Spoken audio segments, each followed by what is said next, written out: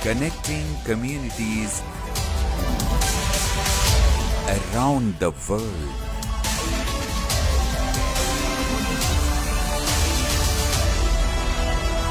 ACE TV, always ahead. अस्सलाम वालेकुम नाजरीन, मैं अतर खान एस टीवी में आज आप तमाम का खैर मकदम करता हूं। तो चलिए दोस्तों, मुलाकात करते हैं first overseas citizen of India, जिन्हें कोई तारुफ की जरूरत नहीं है माशाल्लाह से, नन अदर देन जनाब इफ्तिखार शरीफ साहब, आपकी रिहाइश पे इरम गार्डन शमशाबाद में। अस्सलाम वालेकुम सर। वालेकुम सलाम। हम आपका खैर मकदम करते हैं हमारे इस प्रोग्राम में। शुक्रिया। So I like to welcome you. जो बिजनेस अपॉर्चुनिटीज है यहाँ पे और वहाँ पे, तो आप क्या डिफरेंस देखते हैं और कहाँ पे बेहतर है अभी जो हैपनिंग जो विद टेक्नोलॉजी एंड ऑल? जी जी, सबसे पहले तो एक टाइम था 10 साल पहले भी कि you need to be in US to do certain businesses, but अब आज ऑनलाइन का ज़माना है, हर चीज़ नेट पे होती है, ईमेल व्हाट्सएप के थ्रू होती है। So one need not to be in US, यहाँ से बैठ के भी यूएस में बिजनेस कर सकते हैं, एंड वाइस वर्सा, वहाँ से भी यहाँ कर सकते हैं। लोगों की ख्वाहिश रहती है कि यूएस में ऑफिस रखें, बट आई सजेस्ट कि स्पेशली फॉर द बिगनर्स जो ऑलरेडी इस्टेब्लिश है वो तो है, बट बिगनर्स को ऑफिस लगाने की ज़रूरत नहीं है। They could run their product from here, and if there is a need कि वहाँ भी जो है ऑफिस होना चाहिए, तो ज़रूर you are most welcome. You don't need a green card और citizenship to start the business.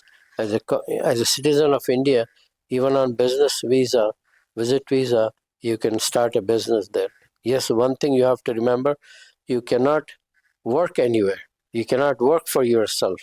You as a owner, you can run the business and take the profit, but employee नहीं बन सकते. So that's the only challenge when you go on visit visa.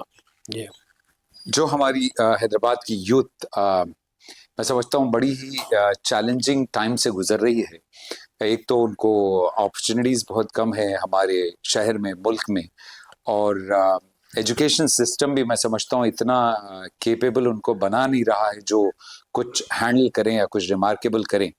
और इस time पे आप हमारी youth को जो है क्या मैसेज देना चाहते हैं कि what they should do in order to be successful? हर एक की रोज़ी अल्लाह ताला लिखे है, तो चाहे आप यहाँ रहो या वहाँ रहो, आपकी रोज़ी लिख दी गई है, वो रोज़ी आपको ज़रूर मिलेगी।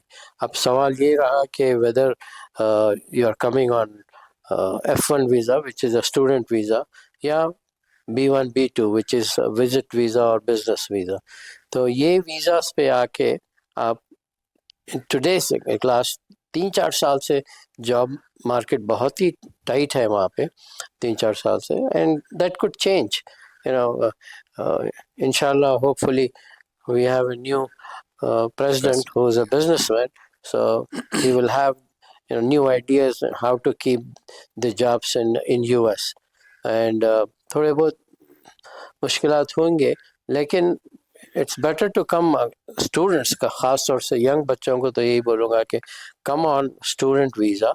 आप 2 साल में आपकी मास्टर्स हो जाएगी, 1.5-2 साल में मास्टर्स कर लीजिए, then any company, any consultant company, there are so many consulting companies, अपने इवन हैदराबाद के लोगों की और ख़ास तौर से तेलुगु कम्युनिटी के काफ़ी कंसल्टिंग कंपनीज़ है, उनके पास आप H1 के लिए डाल दीजिए।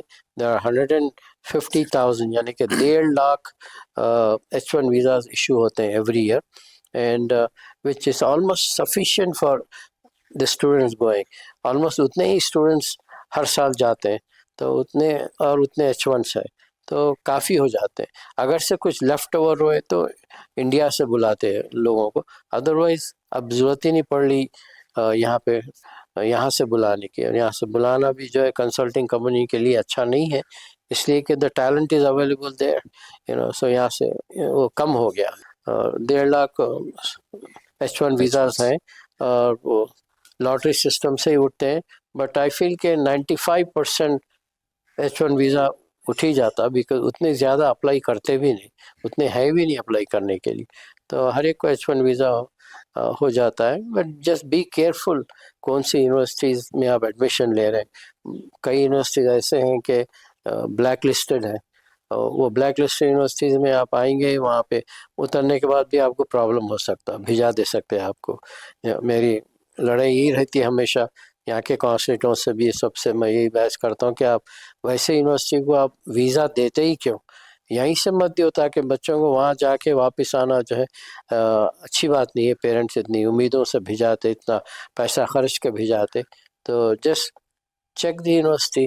ख़ास तौर से यहाँ के कंसल्टेंट जो है दे वर्क ऑन कमीशंस, उनको जो यूनिवर्सिटी से ज़्यादा कमीशन मिलता तो वो प्रमोट करते वो लोग, तो उनके लिए अच्छा है। लेकिन स्टूडेंट्स को जो है वो प्रॉब्लम हो जाती है वहाँ आने के बाद, वो ज़रा केयरफुल रहिए। और I-20 जब आता है तो उसकी अच्छा वेरीफाई कर लीजिए कि that is a good university where आप जाके पढ़ना है। ये ऑनलाइन यूनिवर्सिटी पे एडमिशन्स अवॉइड करें, तो फिर आपको there is a good chance आपको यहाँ पे या वहाँ पे वो बोल देंगे कि भाई जब ऑनलाइन है तो आप यहीं से पढ़ लो, वहाँ जाने की क्या ज़रूरत है पूछते। तो बेटर जो है आपको रोज़ जा के टीचर्स इंटरेक्ट करें वैसे यूनिवर्सिटीज़ में आप एडमिशन लें। एक बड़ा इंपॉर्टेंट क्वेश्चन है कि जो वॉल्यूम में हमारे लोग यहाँ से वहाँ पहुँच रहे हैं, तो उनकी रिस्क एंड रिवार्ड या एक्सेप्टेंस या एक्सप्लॉयटेशन, इस ताल्लुक से आप बताएं कि जो स्टूडेंट्स पहुँच रहे हैं तो उनके साथ क्या बर्ताव हो रहा है, how they are being treated.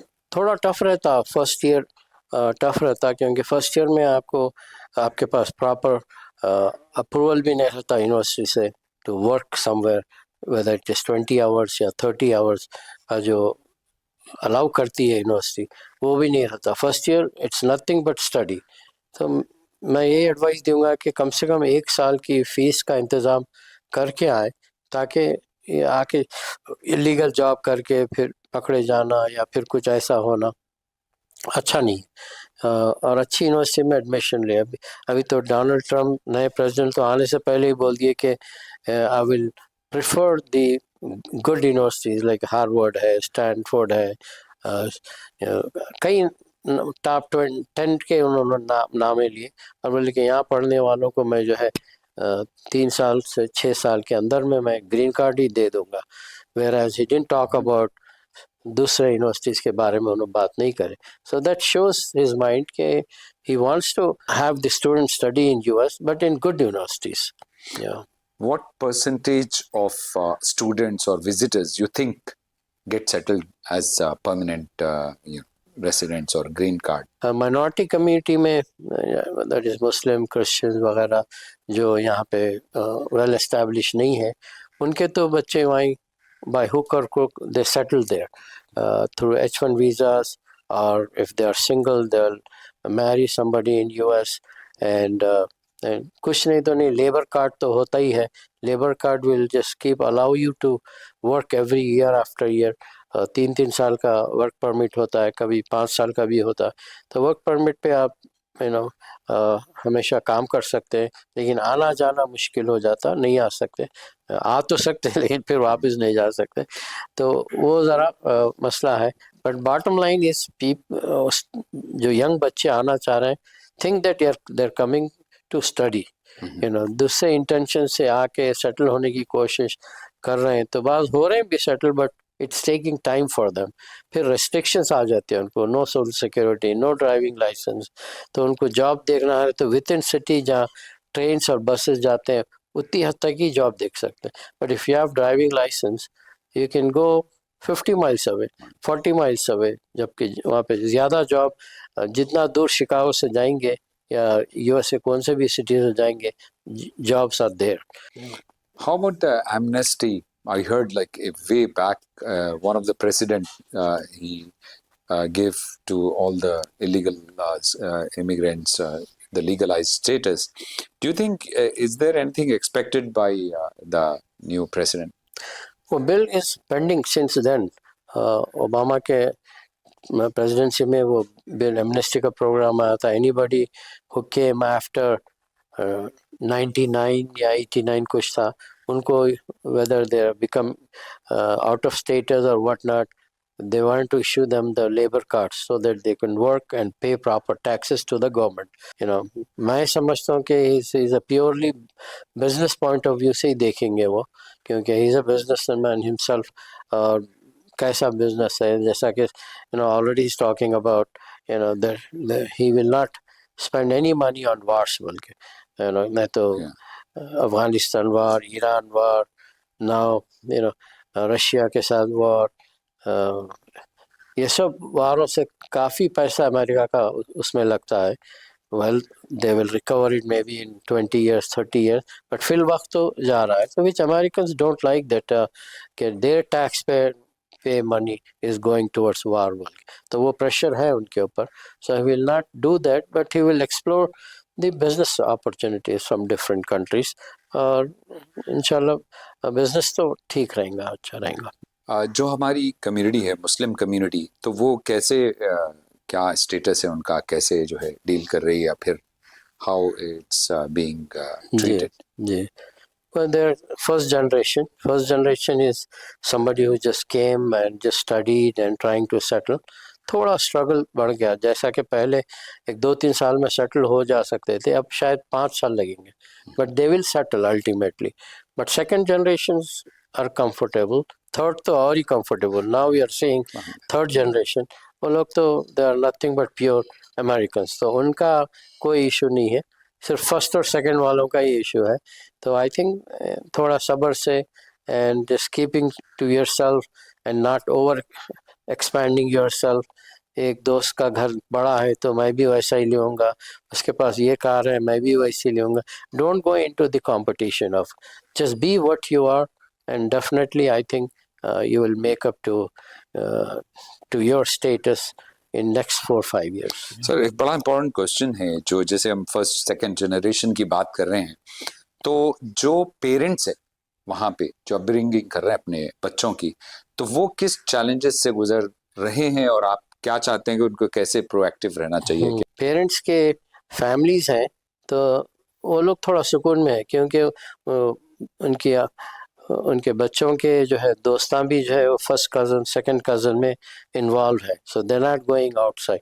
वो पेरेंट्स जिसके रिश्तेदार बहुत ही कम हैं and they live in remote areas, उनको बच्चों को जो है वो ज़रूरी है वहाँ के लोकल बच्चों से, whether they are African Americans या अमेरिकन्स और यूरोपियन अमेरिकन से, तो थोड़ा उनके साथ केयरफुल रहना चाहिए, उनके ऊपर बच्चों के ऊपर नज़र रखना चाहिए. एंड सबसे बड़ी बात, उनको जो है मस्जिद भी जाना चाहिए, ताकि मस्जिद में जब इन्वॉल्व हो जाएंगे तो they will turn out to be good kids. अब जैसा शिकागो की बात करता हूँ मैं, अब सेकंड जनरेशन के बच्चे जो है इतने अच्छे हैं वहाँ पर, और सब माशाल्लाह से अपने अपने कामों में बिजी रहते वक्त होते हुए भी 5 वक्त नमाजी है, सुन्नत की तकमील कर रहे हैं, और अच्छे हैं. जो बच्चे को माहौल नहीं मिल रहा अपना, वो बच्चे बिगड़ भी सकते हैं, उनके ऊपर जो है थोड़ा नज़र रखना और समझा बुझा के जो है उनको रास्ते पे लाना चाहिए. ज़रूरी है कि शिकागो की जब बात हो रही है तो डिवॉन की भी बात की जाए.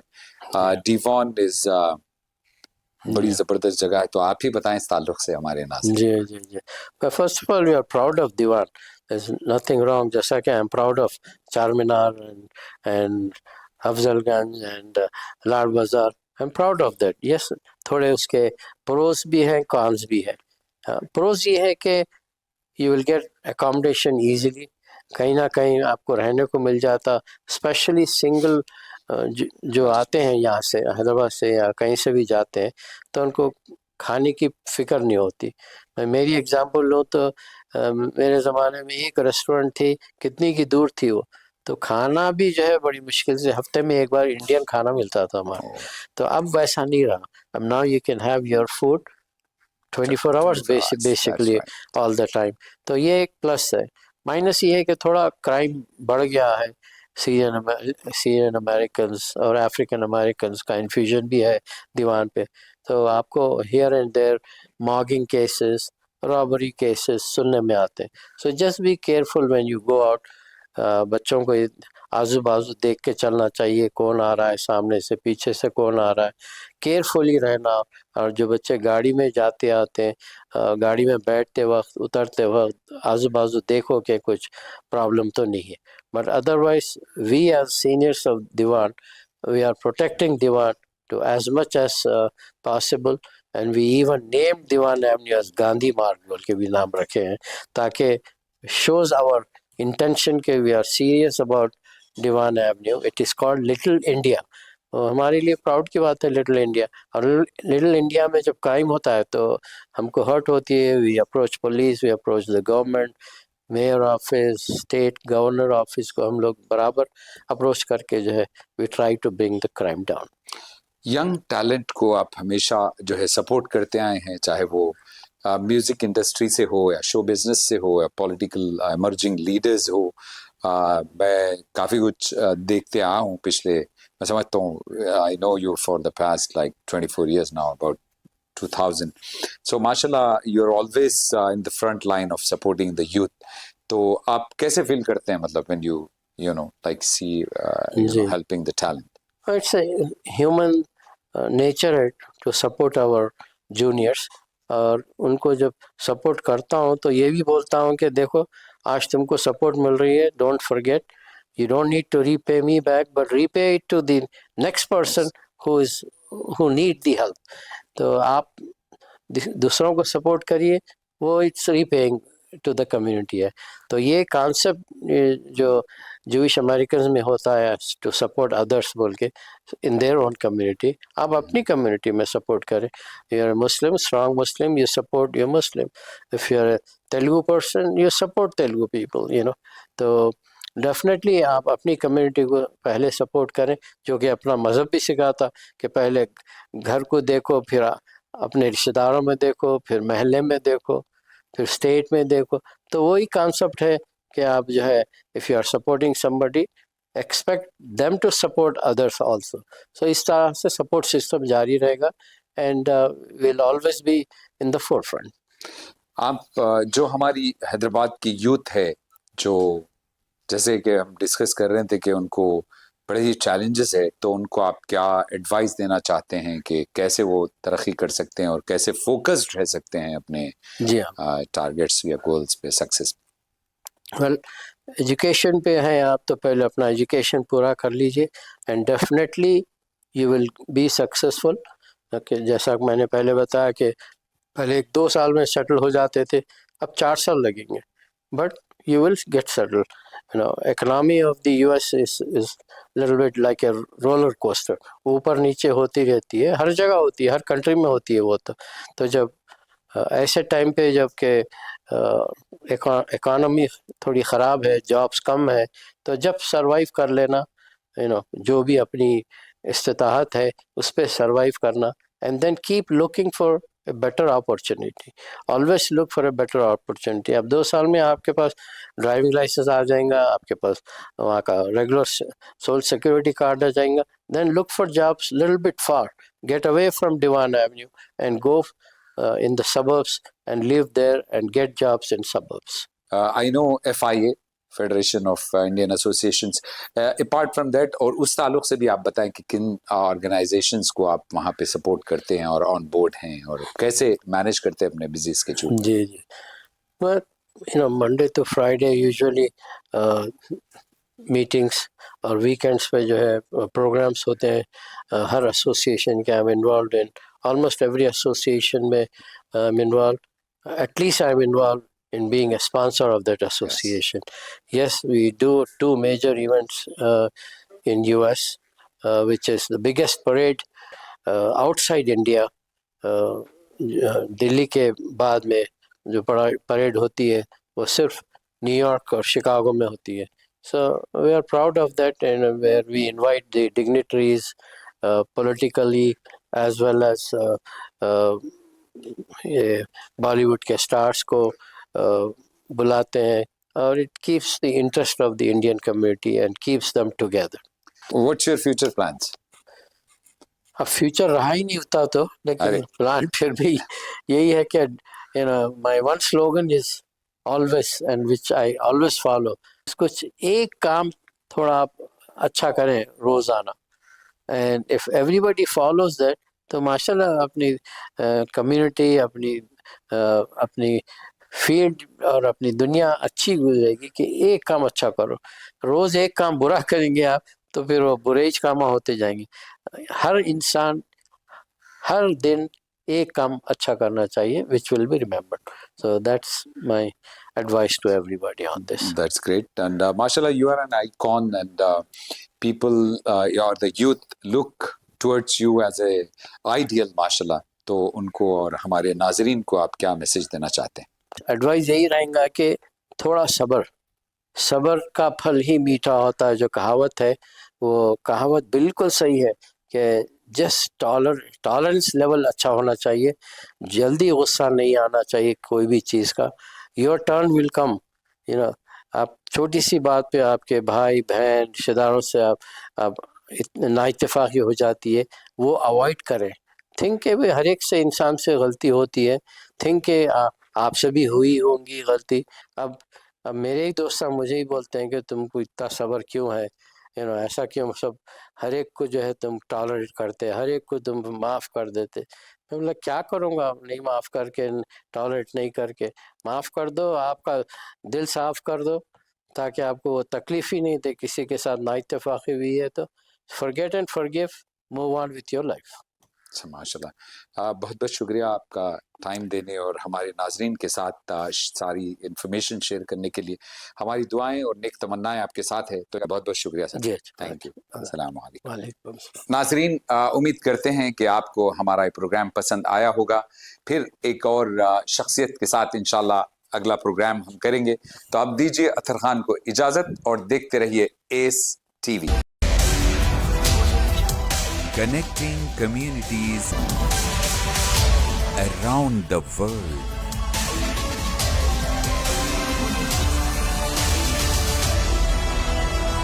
ACE TV, always ahead.